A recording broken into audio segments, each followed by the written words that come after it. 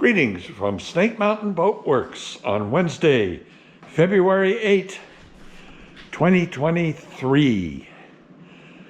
I'd call that a rather abrupt metamorphosis from albino to fully stained and sealed with the initial coat of Mike Mayer Formula sealer varnish, which involves mixing Pettit High Build varnish with T120 Pettit brushing thinner in a approximately 50-50 ratio and applying it to the hull. Yes, I agree. It's a little blotchy looking in terms of sheen, and that's because this is a sealer coat. Once it cures, we will go through and just scuff it, because with that much thinner in it, it's a real pain in the you-know-what to keep it from running, particularly down the hull sides and transom. But this is a major milestone to have blasted through. From here, all she's going to do is look better and better and better.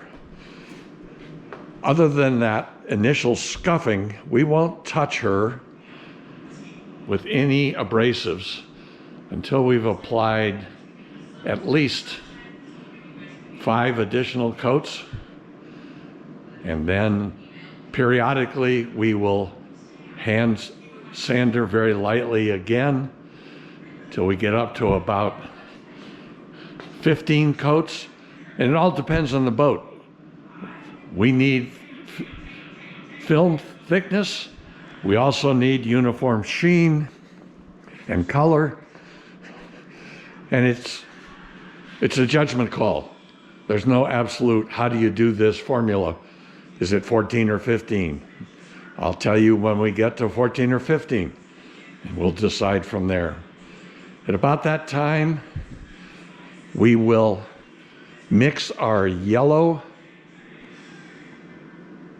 seam filler and fill what I call the surround seam in the Shepherd runabouts with yellow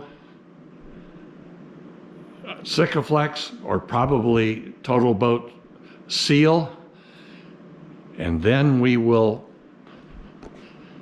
fill the deck seams with mahogany 291 LOT Sikaflex, and not fill. Essentially, it's going to look very much like it does now.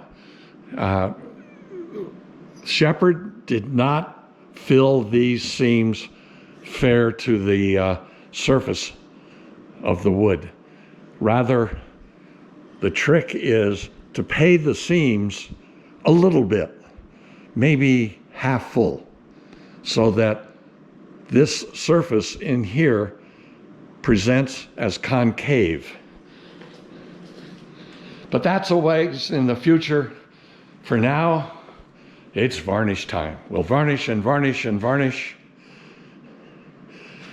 At the same time, we have also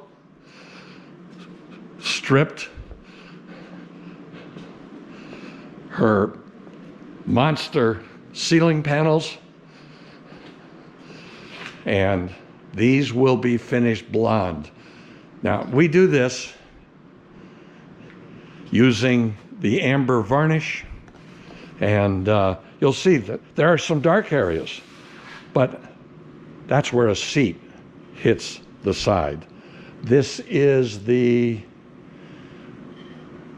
well, I can't tell. This is the port panel, and you can see here's the helm station seat, here's the mid station seat, and here's the aft seat. In between, it's really nice and uniform, and as we build coats of varnish in exactly the same way, it will become more and more uniform, and will look very much like the blonde kink planks on a Chris Craft Riviera. So we'll keep varnishing and keep you in the loop as we have. Until then,